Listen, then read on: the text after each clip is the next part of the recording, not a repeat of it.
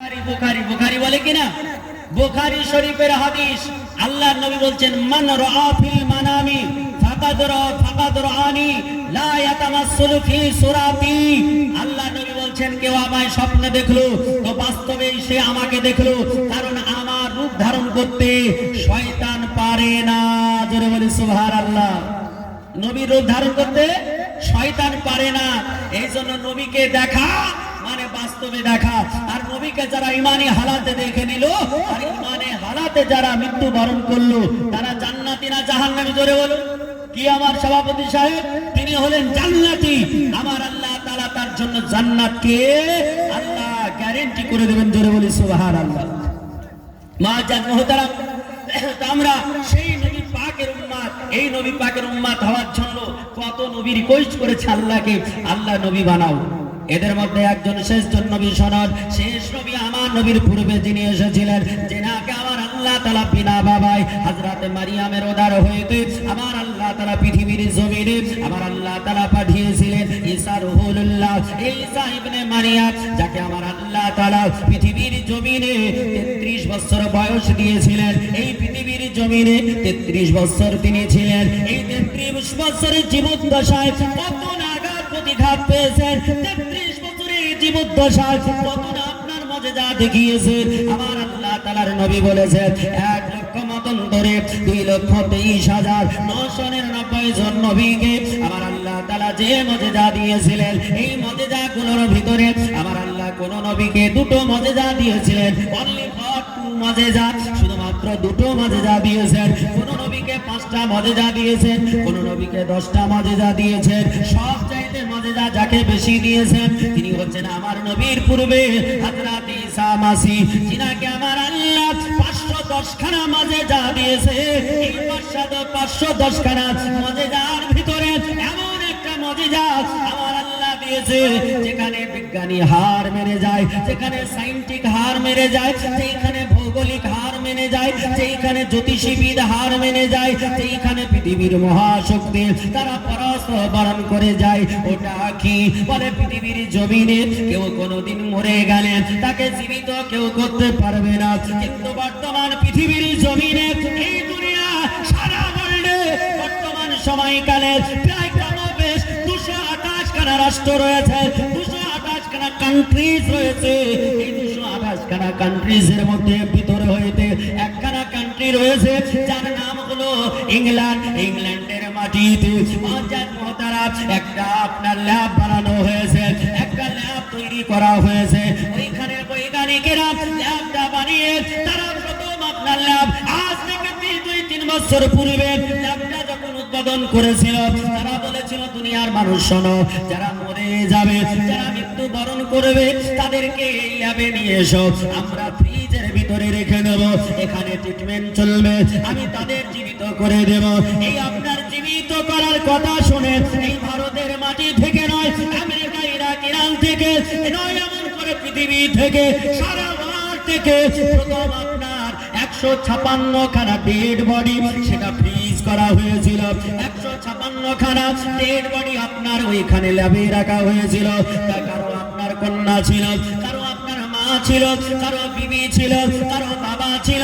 কোটি কোটি টাকার মালিক যারা একটা ডেড বডিকে জীবিত করার জন্য 1 কোটি টাকা ব্যয় করতে হবে। এই 1 কোটি টাকা ব্যয় করে প্রথম যারা অ্যাডমিশন নিয়েছিল 156 জন ইংল্যান্ডের মাটিতে ওই ল্যাবে এন্ট্রি করেছিল। ও মুসলমানেরা, তারা ভেবেছিল আমাদের পরিজনরা তারা বেঁচে যাবে, আমাদের পরিজনরা জীবিত হয়ে যাবে, টাকার বিনিময়ে জীবন পেয়ে যাব। কিন্তু আমার আল্লাহ বলে, বাংলারে এটা তোমার গালাতফাহমি, এটা তোমার ভুল ধারণা, কারণ এই জীবন কেউ দিতে পারে না। জীবনের মালিক হলো কে? একটু জোরে বলতে হবে। ছেড়ে দেবো নাকি? ছেড়ে দেবো? তাহলে একটু হাত উঠে বলুন, কে জীবনের মালিক? কে? আল্লাহ। জি, জোরে বলুন, কে? আল্লাহ। আল্লাহ।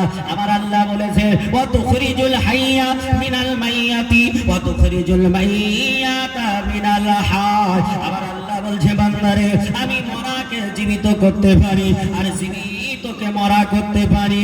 এই শক্তি আমার আল্লাহ তিনি রেখেছেন। আর তিনার মনোপত যারা আল্লাহ যাকে পছন্দ করেছেন, আমার আল্লাহ তাদের প্রদান করেছেন।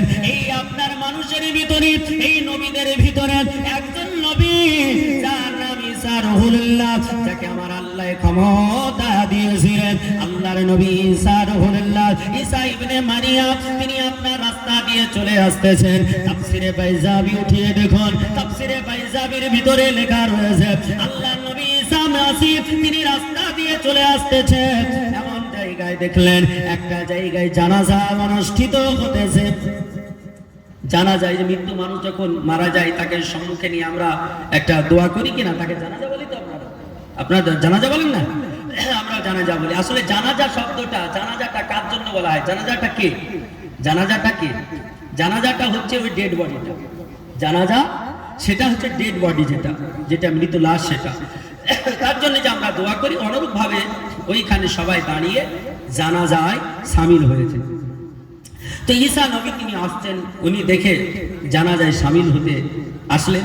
আর নবী ঈসাকে দেখে আপনার সবাই তো আনন্দিত। ইমাম পিছিয়ে চলে গেছেন, কারণ নবী ঈসা যখন যেখানে প্রেজেন্ট আছে অন্য কেউ ইমামতি করবে না। তো তিনি চলে আসলেন, নামাজে দাঁড়ালেন, জানাজা পড়াবেন। তো ওই মেয়েটা, যে ছেলেটার মা যে মারা গেছে, সে এসে কাঁদতে শুরু করল। কি যে হুজুর, আমার মৃত ছেলেকে আপনি জীবিত করে দেন, মৃত ছেলেকে জীবিত করে দেন। আল্লাহর নবী ঈসা, হযরত ঈসা মাসিহ বললেন, ওগো আমার উম্মত নি শোনো, আমার উম্মত নি জেনে রেখে দাও, যাকে আল্লাহ তাআলা নিয়ে নেয়, যাকে আল্লাহ তাআলা মৃত্যু দিয়ে দেয়, তাকে কোনোদিন জীবিত করা যায় না। আমার আল্লাহ যাকে নিয়ে নেয় তাকে বাঁচানো যায় না। ঈসা মাসিহকে বললেন, হুজুর আমি কোনো কথা শুনবো না, আমি আমার ছেলেকে কোলে পেতে যাই। আল্লাহর নবী ঈসা বললেন, ওগো মহিলা, ওগো আমার উম্মতনি, তোমার সন্তানের জন্য আমি দোয়া করে দেব, যাতে করে তোমার সন্তান জান্নাতি হয়ে যায়, জান্নাতের গেলেমান হয়ে যায়। আল্লাহর নবী ঈসা রুহুল্লাহ তিনাকে বললেন, না হুজুর, আমি আমার সন্তানকে কোলে ফিরে পেতে চাই। মেয়েটা হাউমাউ করে কাঁদতে লাগলেন। এত কেঁদেছিলেন, এত কেঁদেছিলেন, ঈসা রুহুল্লাহর মনটা গলে গিয়েছিল। আল্লাহ নবী ঈসা বলতেছেন, ও আমার উম্মতনি কেঁদো না, ওগো আমার উম্মতনি চোখের জল ফেলো না, ওগো আমার উম্মতনি বলো তুমি কি বলতে চাও? মেয়েটা বলল, হুজুর গো, আমি আমার ছেলেকে কোলে ফিরিয়ে পেতে চাই, অর্থাৎ তাকে জীবিত করতে চাই। আল্লাহ নবী ঈসা আলাইহিস সালাম বললেন, লা তাহজানি ইয়া উম্মতি, ওগো আমার উম্মতি, ওগো আমার উম্মতনি, চিন্তা করো না, চিন্তা করো না, লা তাখাফি ইয়া উম্মতি, ও আমার উম্মতনি, তুমি কোন রকমের ভয় করো না, চিন্তা করো না। আমি আল্লাহর নবী ঈসা রুহুল্লাহ, আমি দুনিয়ার সাধারণ মানব নয়, দুনিয়ার কোন সাধারণ মানুষ নয়, আমি আল্লাহ পাক রব্বে কায়নাত প্রেরিত নবী, প্রেরিত রাসূল। আল্লাহর নবী হযরত ঈসা রুহুল্লাহ ওই জানাজার দিকে লক্ষ্য করে তিনি বলেছিলেন, কুম বিইজনিল্লাহ, আল্লাহর হুকুমে জীবিত হয়ে যাও। যেমনই বললেন কুম বিইজনিল্লাহ, আল্লাহর হুকুমে ওই ডেড বডি খানা জীবিত হয়ে কথা বলে দিল। আল্লাহর নবী ঈসা রুহুল্লাহ জীবনে কটা আপনার মৃত মানুষকে জীবিত করেছে? এমন করে তাফসীর উঠায়া দেখুন, তাফসীরের মধ্যে লেখা রয়েছে আল্লাহ নবী ঈসা রুহুল্লাহ সারা জীবনে মাত্র দুটো ডেড বডিকে জীবিত করেছিলেন, দুটো মরা মানুষকে জীবিত করেছিলেন। আমার আল্লাহ নবী ঈসা রুহুল্লাহ মরা মানুষকে জীবিত করে দিয়েছিলেন। ইংল্যান্ডের বৈজ্ঞানিকেরা, জার্মানির বৈজ্ঞানিকেরা, ফ্রান্সের বৈজ্ঞানিকেরা, তারা যৌথ উদ্যোগের দ্বারা তারা যৌথ ভূমিকা নিল, যৌথ উদ্যোগ নিল। পৃথিবীর জমিনে যদি আমাদের খ্রিস্টানদের নেতা হযরত যীশু খ্রিস্ট, যদি যীশু খ্রিস্ট যদি মরা মানুষকে জীবিত করতে পারে, তাহলে আমরা পারবো না কেন? আমরা তো মডার্ন জামানার মানুষ, আমাদের কত ব্রেন দিয়েছে, বুদ্ধি দিয়েছে, আমরা আকাশে প্লেন উড়াতে পারি, আমরা আকাশে ক্ষেপণাস্ত্র ছুড়তে পারি, আমরা আকাশে রকেট ছুড়তে পারি, আমরা পৃথিবীর দেশ থেকে বিদেশে কথা বিনা তারিখে আমরা করে দিতে পারি। এমন করে আমাদের যখন শক্তি হয়েছে, ও পৃথিবীর জমিনের মানবীরা, তারা বলল আমরা মরাকেও জীবিত করতে পারবো, এই মনে করে তারা ল্যাব তৈরি করে দিল। যখন আমি কথাটা শুনেছিলাম প্রথম যেই দিন প্রোগ্রামে আপনার, সেই দিনটা আপনার দিনাজপুরের মাটিতে প্রোগ্রাম ছিল। প্রথম যখন আপনার কালিয়াচাকে একখানা পত্রিকা পেলাম, পত্রিকায় যখন লেখাটা দেখলাম, সেই দিন পড়ে একটু আপনার মুচকি মুচকি হেসেছিলাম। হাইরে পৃথিবীর মানুষ, তোমরা নবীর কাজটা তোমরা করতে চাও, আল্লাহ তাআলা নবীদেরকে থেকে খাস পাওয়ার দিয়েছেন, আমার আল্লাহ তাআলা খাস একটা করে দোয়া দিয়েছেন। সারা পৃথিবীর জমিনে আমার আল্লাহ যত নবী পাঠিয়েছে সব নবীকে আমার আল্লাহ তাআলা একটি করে খাস দোয়া দিয়েছেন, একটি করে খাস দোয়া দিয়েছেন।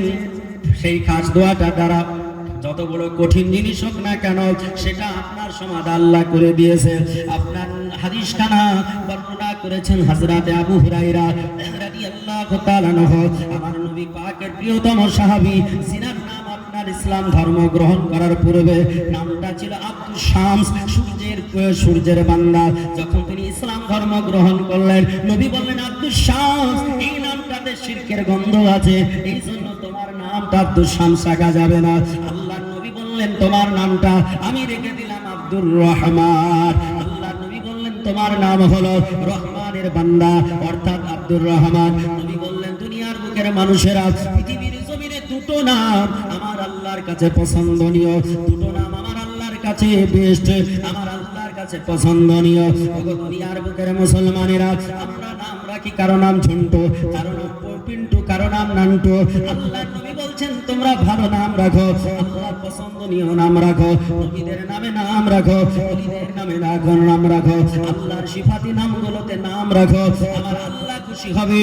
তবে এই সমস্ত নামের ভিতরে দুটো নাম আল্লাহর কাছে প্রিয়, একটা নাম হলো আব্দুর রহমান আর একটা নাম হলো আব্দুর রহিম। আল্লাহর নবী বললেন, ও পৃথিবীর জমিনের মানুষ, এই হযরত আব্দুস শামস তার নামটা আজকে আমি পরিবর্তন করে তোমার নাম আব্দুর রহমান দিলাম। আল্লাহর নবীর কাছে আব্দুর রহমান নামটা গ্রহণ করলেন।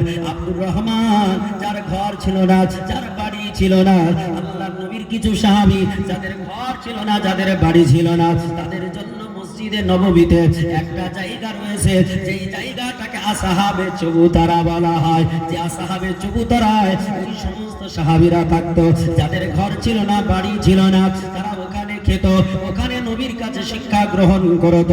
নবী বলেছেন, পৃথিবীর জমিনের মানুষ, তোমরা শিক্ষা গ্রহণ করো। ও মুসলমানেরা, আল্লাহ নবী বলছেন, তালিবুল ইলমি ফরিদাতুন আলা কুল্লি মুসলিমিন ওয়া মুসলিমাত। জোরে বলি সুবহানাল্লাহ। এটা হাত উঠিয়ে বলুন। ও মুসলমান, আল্লাহ নবী বললেন, সব দুনিয়ার বুকের মানুষেরা তোমরা কান খুলে শুনে রেখে দাও, তালাবুল ইলমি ফরিদাতুন আলা কুল্লি মুসলিমিন ওয়া মুসলিমাত। আল্লাহ নবী বললেন, প্রত্যেকটা মুসলমান নর, প্রত্যেকটা মুসলিমা নারী, তাদের উভয়কে শিক্ষা করা অপরিহার্য। আল্লাহ নবী শিক্ষার গুরুত্ব দিয়েছে। আল্লাহ নবী বলেছেন, ও পৃথিবীর জমিনের মানব, যেমন অন্ধকার হয়, এই অন্ধকারকে দূরীভূত করে কে? অন্ধকারকে দূর করে কে? অন্ধকারকে দূর করে আলো, অন্ধকারকে দূর করে আলো। আল্লাহর নবী বলছেন, ও পৃথিবীর জমিনের মানুষ, অন্ধকারকে যেমন দূর করে আলো, আল্লাহর নবী বললেন, আল ইলমু নূরুন, জ্ঞান হলো একটা আলো, যেমন করে অন্ধকারকে দূর করে আলো। যদি কারো মধ্যে জ্ঞান চলে আসে, কারো মধ্যে শিক্ষা চলে আসে, ওই মানুষটা আপনার পৃথিবীর বুকে প্রতিষ্ঠিত হয়ে যাবে। এই পৃথিবীর জমিনের মানুষ, কান খুলে শোনো, আল্লাহর নবীর সাহাবী হযরত আবু হুরায়রা রাদিয়াল্লাহু তাআলা আনহু পৃথিবীর কোন সাধারণ সাহাবী ছিলেন না, যিনি পৃথিবীর জমিনে একটা দুটা হাদিস বর্ণনা করেননি, যিনি 5374 খানা হাদিস বর্ণনা করেছেন। জোরে বলেন সুবহানাল্লাহ। আসমাউর রেজালকে উঠে দেখুন, আসমাউর রেজালে আপনার লেখা আছে 5374 খানা হাদিস বর্ণনা করেছেন কে? হযরতে আবু হুরায়রা। তিনার নাম আব্দুর রহমান, কিন্তু আবু হুরায়রা হলো কি করে? নবী পাকের সাহাবী আব্দুর রহমান একদিন শীতের সময়, যে আপনার যেমন সব চাদর মুড়ি দিয়ে এসেছেন, আসামের মানুষ চাদর মুড়ি দিয়েছেন, দেননি? ওই রকম করে আব্দুর রহমান তিনি একদিন চাদর মুড়ি দিয়ে রাসূলুল্লাহর কাছে গেলেন, গিয়ে বসলেন। তো বসেছেন, চাদরের তল থেকে একটা বিড়াল ছানা, এই কিটেন, ক্যাটের বাচ্চা কিটেন, এ কিন্তু ম্যাও করে বেরিয়ে গেছে। ও আচ্ছা আচ্ছা, ঠিক আছে, বুঝতে পেরেছি। তো মুআজ্জাজ মুহতারাম বেরিয়ে গেছে, ম্যাও করে উঠেছে। তো আমার আল্লাহর নবী বিশ্ব নবী তিনি দেখছেন তো তার ওই চাদরের নিচ দিয়ে একটা বিড়াল ছানা বেরিয়ে গেছে। নাও করে যখন বেরিয়েছে আল্লাহর নবী তিনি মুচকি হেসে বললেন, ইয়া আবা হুরাইরা, হে বিড়ালের বাবা। তো হযরত আব্দুর রহমান রাসূল পাক সাল্লাল্লাহু আলাইহি সাল্লামের ওই কথাটাকে অ্যাকসেপ্ট করে নিলেন খুশির সঙ্গে। তো নিজের নামটাকে বাদ দিয়ে তিনি লিখতে লাগলেন আবু হুরায়রা। বুঝছেন কি না? তো হযরত আবু হুরায়রা তিনি হাদিসটা বর্ণনা করছেন, হাদিসটা বলেই দোয়া করে দেব ইনশাআল্লাহ। মুআজ্জাজ মুহতারাম, আল্লাহর নবী বিশ্ব নবীর সাহাবী বলছেন, ওয়া আন আবি হুরায়রা রাদিয়াল্লাহু তাআলা আনহু قال قال النبي صلى الله تعالى عليه وسلم لكل نبي دعوات يدعو بها। আল্লাহ নবী বললেন, ও পৃথিবীর জমিনের মানব, আমার আল্লাহ পাক রব্বে কায়নাত প্রত্যেকটা নবীকে একটা করে খাস দোয়া দিয়েছেন, একটা করে খাস দোয়া দিয়েছেন। যে দোয়াটা পৃথিবীর জমিনে প্রত্যেকটা নবী সবগুলো করে নিয়েছে। আল্লাহ নবী বললেন, ওয়া উরিদু আন আখতাবিয়া আল্লাহ নবী বললেন, কিন্তু আমি রাসূলুল্লাহ ওই দোয়াটা পৃথিবীর জমিনে করি নাই। ওই দোয়াটা কিয়ামতের মাঠে আমার নবী বলেন আমার উম্মতের গুনাহগার উম্মতকে শাফায়াত করার জন্য আমার আল্লাহ পাকের দরবারে দোয়া করব। ও মুসলমানেরা, আল্লাহ পাক রব্বে কায়নাতের নবী ঈসা আলাইহিস সালাম আমার আল্লাহ পাকের দরবারে দোয়া করেছিলেন। আল্লাহকে বললেন, আল্লাহ তুমি ইজনিল্লাহ এই বাচ্চাটাকে জীবিত করে দাও। আল্লাহর হুকুমে জীবিত হয়ে যাও। যেমনই বলা আমার আল্লাহ তাআলা জীবিত করে দিয়েছিলেন। পৃথিবীর জমিনে এই মানবরাটাকে ফলো করে তারা বলল আমরাও জীবিত করব। আমি বলেছিলাম সেই দিন, এখনো আজকে আপনারা আসামের মানুষ, আপনাদের বলে রাখি কিয়ামতের সকাল পর্যন্ত পৃথিবীর কোনো শক্তি নেই মরা মানুষকে জীবিত করে দেয়। আল্লাহ বলছেন, এটা আমি আল্লাহ, আমি এই মরাকে জীবিত করি। আর আমি আল্লাহ খাস করে যাদেরকে প্রেরণ করেছি তারাই পৃথিবীর বুকে ঘটনা ঘটিয়েছে। এ মুসলমানেরা, আমার আল্লাহ পাক রব্বে কায়নাত রব্বুল আলামিনের নবী মুহাম্মদ সাল্লাল্লাহু তাআলা আলাইহি ওয়াসাল্লামকে আল্লাহ মর্যাদা দিয়েছে, তিনার নবীর উম্মতকে মর্যাদা দিয়েছে। ঈসা রূহুল্লাহ আল্লাহর কাছে কেঁদে কেঁদে বললেন, আল্লাহ গো, আমি তোমার নবী হতে চাই না, আল্লাহ রাসূল হতে চাই না, আমাকে উম্মত করে দাও। আল্লাহ বললেন, নবী ঈসা কত শত নবী চেয়েছে, আমি আল্লাহ তাদের গ্রহণ করি না, আমি আল্লাহ তাদের অ্যাকসেপ্ট করি না। কিন্তু তুমি 33 বছরের জীবনে এত আমাকে ডেকেছো, এত কেঁদেছো, এত বলেছো, যাও আমি আল্লাহ তোমাকে গ্রহণ করে নিলাম। তোমাকে নবী শুধু নয়, তোমাকে শেষ নবীর উম্মত করে পৃথিবীর জমিনে পাঠাবো। এই জন্য আমার আল্লাহ 33 বছরের জীবনে আমার আল্লাহ তাআলা ঈসা রূহুল্লাহকে পৃথিবীর জমিন থেকে উঠায়া নিয়েছে। যারা বলে সুবহানাল্লাহ। আমার আল্লাহর নবী উম্মত হওয়ার জন্য নবীরা আল্লাহর কাছে দোয়া করেছেন, প্রার্থনা করেছেন, রিকোয়েস্ট করেছেন, অনুরোধ করেছেন, মিনতি করেছেন। আমার হযরত ঈসা রূহুল্লাহ প্রমাণ দেখিয়েছেন। তাহলে ওই নবী পাকের উম্মতের কত মর্যাদা! কিয়ামতের মাঠে আদম নবী থেকে নিয়ে আমাদের নবীর উম্মত পর্যন্ত যত উম্মত জান্নাতি হবে, কিয়ামতের মাঠে জান্নাতীদের 120 খানা লাইন হবে। কটা লাইন হবে বললাম? 120 খানা লাইন হবে। এই 120 খানার ভিতরে 1 লক্ষ মতান্তরে 2,23,999 জন নবীর উম্মত, মাত্র 40 খানা লাইন হবে। বাকিটা পুরো রাসূলুল্লাহর উম্মত হবে। সুবহানাল্লাহ। চিন্তা করুন তাহলে নবীর উম্মত কত জান্নাতে যাবে। মুসলমান তো যাই হোক, আল্লাহ রাসূলের উম্মতের গুরুত্ব অনেক আছে। রাত্রি গভীর থেকে গভীর হয়ে গেছে। আর স্টেজের প্রেসিডেন্টের কথা হচ্ছে সর্বশেষ। যেমন আমরা ছোটকালে দেখতাম, খেলা দেখতাম, বুঝছেন কিনা? হ্যাঁ, টিভিতে, ছোট টিভিতে খেলা হতো, দেখতাম এম্পায়ার বলতো হাউজেট। এখন কি হয় জানি না, দেখি না। তো সচিন টেন্ডুলকার ব্যাটটা ঘাড়ে নিয়ে একদম ফিল্ড থেকে বাইরে, নাকি?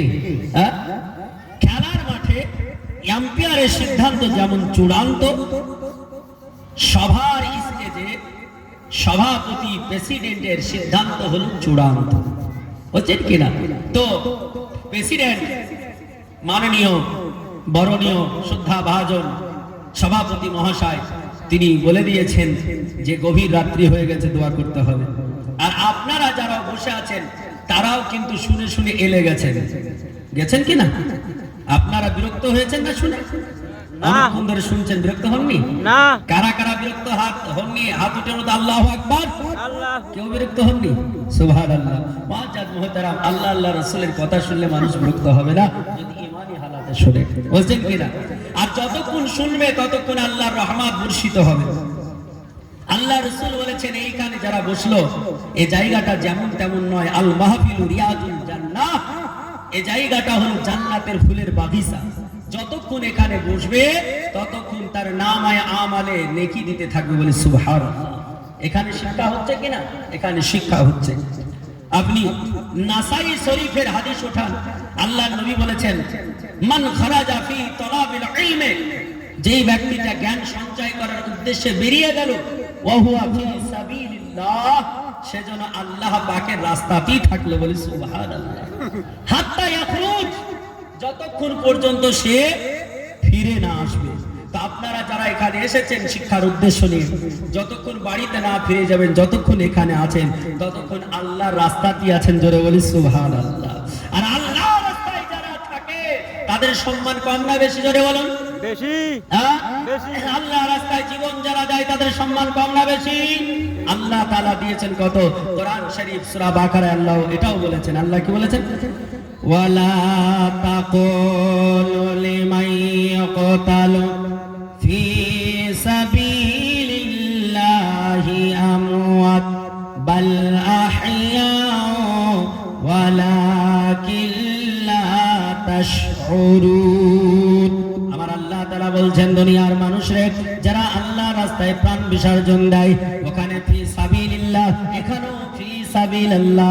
আমার নবী বললেন মান খারাজা ফি তলাবিল ইলমি ওয়া হুয়া ফি সাবিলিল্লাহ।